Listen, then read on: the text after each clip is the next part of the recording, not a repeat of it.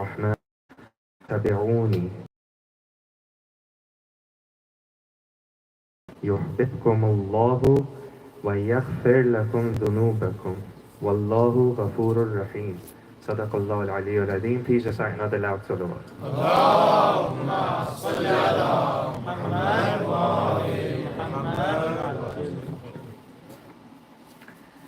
We began this series speaking about two different types of Islam, an Islam that is dead and an Islam that is alive. And we said that an Islam from which you can see an effect is an Islam that is alive. We gave the example of a body. If the body shows no effects, we say it's not alive. If it's not able to do anything, there's no growth, there's no movement. Same thing we say regarding Islam. If someone claims to have an Islam, but you see no effects of life within them, there's no growth, there's no development, there's no movement, there's no effect, then whatever Islam they have is not the Islam that Allah and the Prophet were calling towards. Because we saw, according to the verse in the Quran, that the Islam that Allah and the Prophet are calling them towards is one which gives life. Everything in Islam goes back to Tawheed. Everything in Islam goes back to Tawheed. So we spent some time trying to understand what is the correct understanding of a Tawheed which belongs to an Islam that is alive, rather than a Tawheed which again has zero effect. It lives in the hearts and minds, but you do not see any manifestation of it. You don't understand how it actually applies in our day-to-day lives. And from that, or I should re-emphasize, we understood Tawheed to mean the negation of the non-divine and going towards the divine, summarized in the slogan of Tawheed, La ilaha illallah. There is none worthy of worship except Allah. The negation comes first, and then we journey towards Allah. We also stress the importance of this negation as well. And we mentioned that this negation and the manifestation of this belief in our day-to-day lives, in our words, actions, and decisions is so important that if you do not allow this belief to come into action, then, as the verse mentioned, you will lose the guardianship of the Prophet. Without the guardianship of the Prophet, without the protection of the Prophet, do you think you can survive? No. You are as good as dead. You will have the Islam which is lifeless, rather than the Islam that is alive. That's the journey that we've been going on so far. Yesterday we had a look at Nabuwah. In that we understood the prophets came to do three things. Number one, they were the embodiment of Tawheed. If you want to see the perfect examples of this negation of the non-divine and going towards the divine, you look at the prophets. Change. So when we say Tawheed is turning into one, if you remember, rather than just translating it as oneness of Allah or monotheism, we understood Tawheed means to make something one. So if this is what they embody, meaning turning the multiplicity that they see around themselves in society into, that is what they came about to do. And they didn't try to bring about this change in a manner that is superficial. They looked to bring about substantial change. To put it very simply in one sentence, they were not after reforms, they were after revolution. Why is it important to understand this? Just in case you see a story in the life of the Prophet or in the life of the Ahlul Bayt and it looks like it's insignificant, understand the only reason why they are doing that at that time is because it is absolutely necessary to get rid of that obstacle to get to the substantial change. If that means they need to teach an old man how to do wudu properly, then they'll do that. Why? Because at that time, the incorrect implementation of the ahkam of Allah was the reason why the substantial change could not take place. For example, there's many examples like this, but ultimately, the primary responsibility of the prophets was to bring about this substantial change. And the third thing that we said was they worked on individuals who became the pillars upon which the society was to rest. So in reality, can you say they only worked on individuals?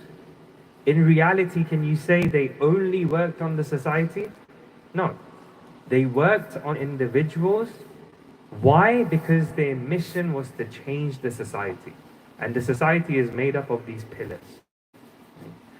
So if we understand these three things, that this is what the prophets did, they embody Tawheed, they bring about substantial change, they work on the individual to try and change the society, then that means as those who profess to believe in this nabuwah in our words, actions and decisions.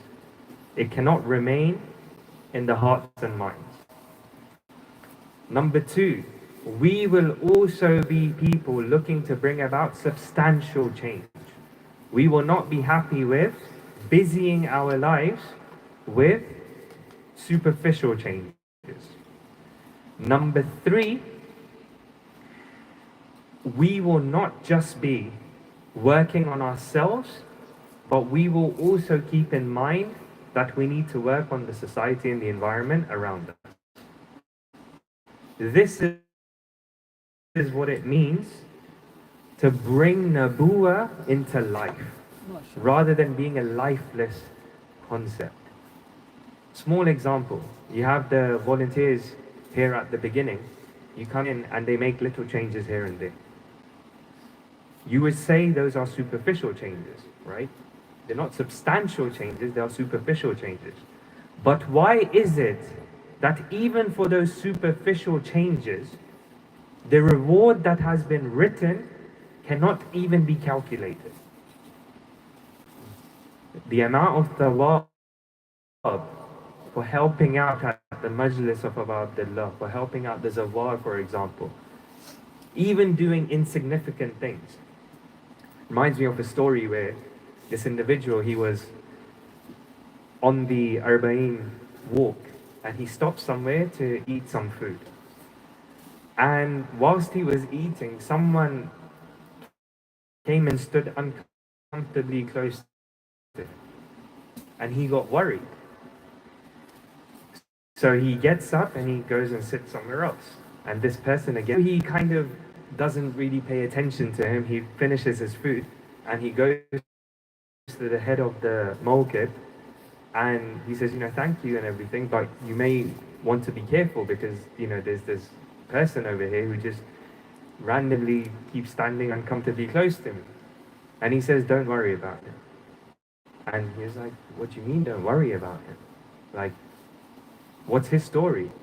And he says, look, he's from a local village and he has nothing that he can give to the Zawar of Sayyid al-Shuhada. So what did he decide to do? He's decided to become the shade for the individual to get. Apparently. Why is this superficial act not superficial? Because it is helping those who are going to a destination world.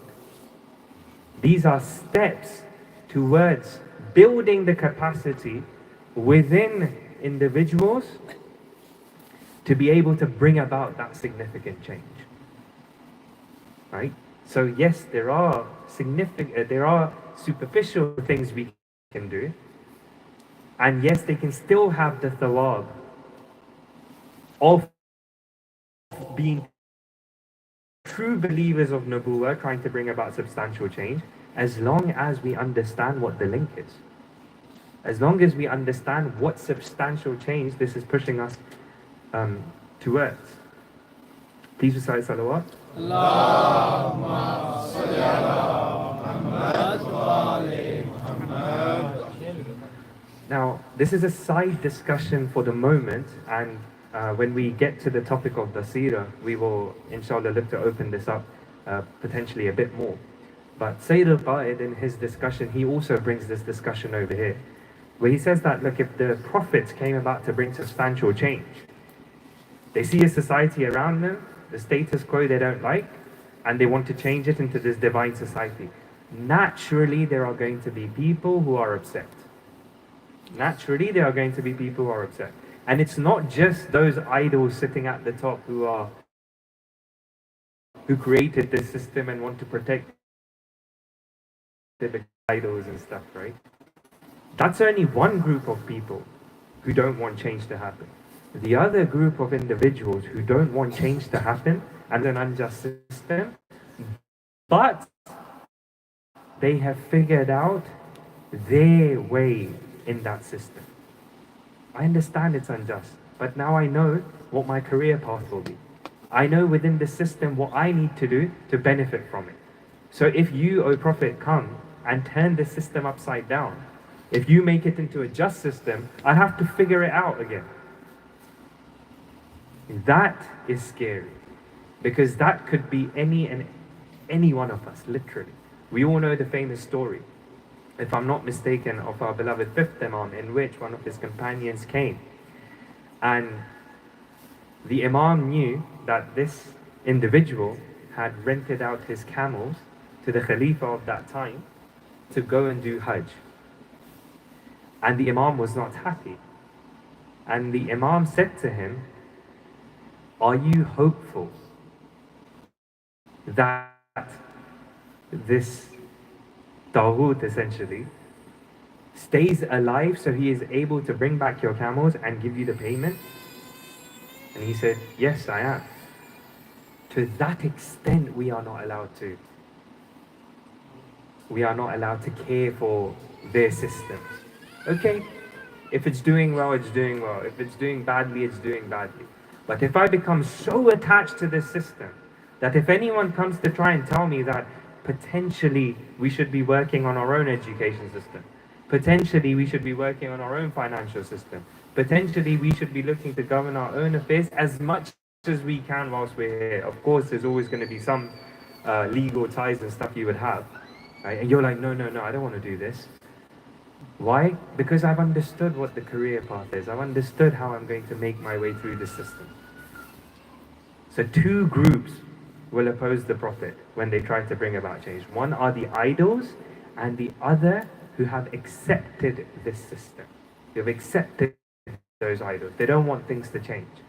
Remember what we said when we were discussing Tawheed, that both the idols and the idol worshippers will be punished together.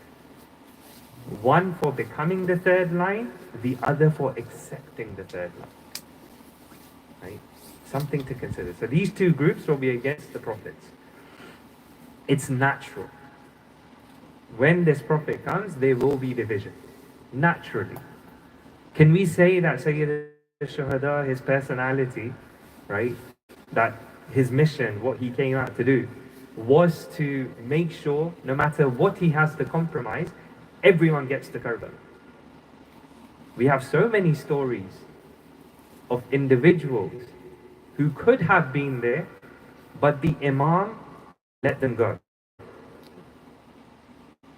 And then we have those individuals that we mentioned before, like Habib, who the Imam goes out of his way to write a letter for, to wait for. The objectives of the wali of the time is not always going to unite every single person under the ban.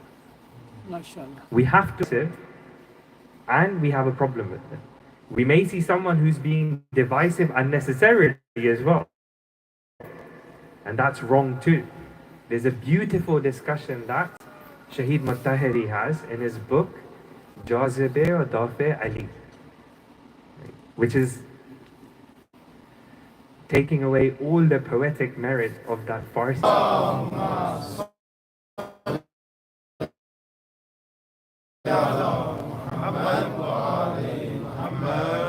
And he has a beautiful polarization around the character of the Imam, right?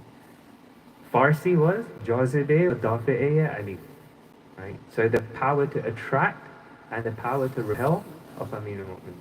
So in his introduction, this book is in English. I would recommend those who can, please do read it. It's on Al-Islam. I'm going to try and summarize this part from the introduction. There are 4 groups he mentions. The first group of individuals are those who neither have the power to attract nor do they have the power to repel. They neither attract nor do they repel. No one likes them, no one dislikes them. Envy or attachment. They pass among people as if they were a lifeless rock. As if they were a lifeless rock. They do not inspire approval or disapproval. They are like animals, eating, sleeping, living without impact. And like sheep, they are individuals who neither repel nor is happening in front of them. Worst of oppressions could be happening in front of them. They have no position. Why? Because this is their nature. They are a rock. They are a rock. Would you go to a rock and ask it what its position is on the Middle East conflict right now? That is what these individuals are like. A huge, but we'll get onto this. Complete indifference from all is a sign of a worthless personality. Those who only attract but do not repel. Unfortunately, this is how we have presented Islam. Islam that cannot poke anyone. If you run into it, nothing's going to happen to you. You'll be fine. That's how our Prophet is presented. And we think this actually attracts people. We think it's attractive to say to the people that just like Islam is soft and squishy, that's the same thing regarding our Prophet, the same thing regarding Amir al-Mu'mineen and all of the rest of the Ahlul Bayt. Right? They only attract. That's how they're presented. If you look at it, connecting it with our Tawheed discussion, right? Both sides are important. You present Allah, but you also remind them the fundamental principle of Islam is also the rejection of the non-Muslim. So those who attract but do not repel, what are they like? They're friendly with everyone. These are such important classes, and they're never opposed. When they die, everyone wants to claim them. The Muslims want to do ghusl on their body, and the Hindus want to cremate them. They are loved by everyone. This, Shaheed Mutahiri says, this is impossible. Everyone is attracted to you. This is impossible for an individual who has an aim, has principles, and refuses to flatter. MashaAllah. It's impossible for someone to attract everyone unless they have no aim in life, unless they have no principles they live by, and what they do is flatter. Who does this remind you of? The food of Muawiyah really hits the spot. And the salah of Amir al-Mu'mineen really hits the spot. Right? Where are your principles? What's your aim in life? This necessitates hypocrisy. There is no way that you are not lying to either Muawiyah or Ali. One of them you're lying to. If both are happy with you, there's an issue there.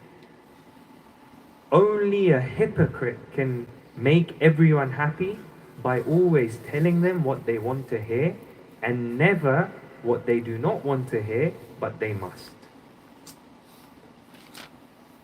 Important. So, first group we can't be. Someone who doesn't attract, someone who doesn't repel.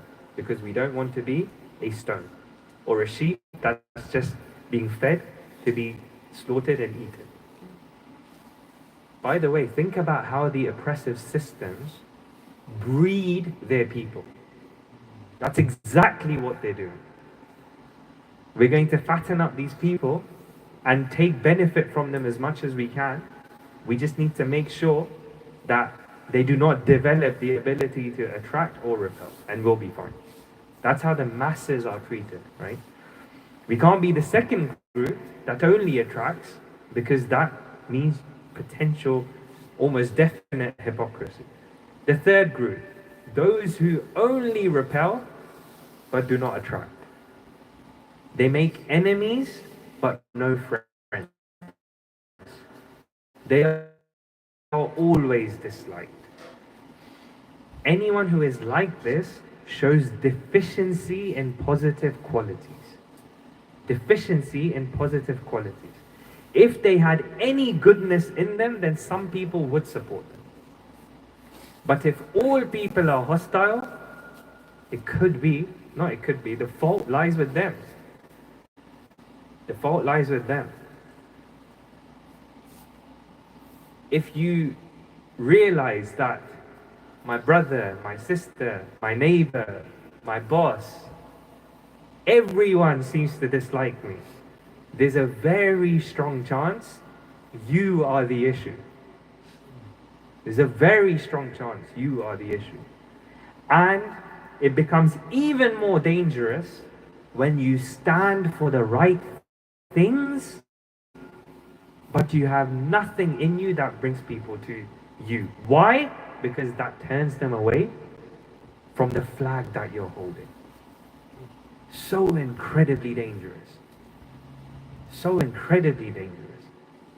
Majority of our children turn away from our religion. Why? Because when my father finishes his namaz, the first thing he does is shout at me because I was running around. So what remains in him? That negative quality which now will be associated with namaz and therefore with, of course, you're supposed to tell your child not to mess around when people are praying and so on and so forth. But imagine if you can do it in a way where the child thinks, after my father finished his namaz, look how much more beautiful he became, that he explained this to me in this manner. So important, right? And then this goes for everything else. If we think we are on the right, do not compromise your position. 100% do not compromise your position. But make sure you are presenting it in a way that brings people to it, rather than the opposite. So unbelievably important. Again, there are extremes, like we go wrong on this. Sometimes we compromise, we don't change how we are presenting it. What do? We change what we are presenting. Small example. I want to give a bar of chocolate as a gift. Now, I have to give this chocolate. It can't be anything else. Right? This chocolate is what this person needs. Now I go to one person and they take it straight away. I go to another person, they see that the chocolate is in your hands, there's no wrapper around it, and they're not very keen on taking something from your hands directly like this. So what do? You still give them chocolate, but you put a wrapper around it. There's another person, they're not going to accept it just with the wrapper. They want, flowers, and they want it to be sprayed with perfume, and then they'll take it. But you're still giving them chocolate. What do? You're like, here's some chocolate. And when you see the person doesn't want chocolate, that's the chocolate. Presenting. Ask me afterwards the name of this shaheed.